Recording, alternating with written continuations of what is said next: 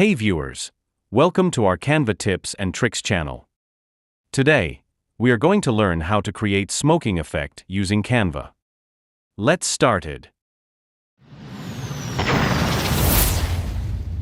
First, click on the Create a Design button at the top right corner of the homepage.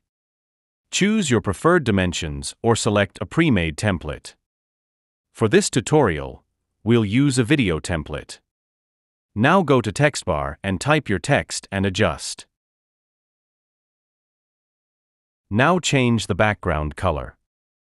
I choose this. After that, make a duplicate of the text and resize it to your video preference. Then go to Elements and type smoke in search bar and select your favorite effect. I found this nice. For my tutorial, adjust and remove it background. Then go to Layer and adjust it. Now, go to the Share option and download it. Here is the final result. If you found this tutorial helpful, share it with your family and friends. Click the link in the description to try Canva for yourself and unlock endless creative possibilities. Stay with us for more Canva tips and tricks. Thanks for watching.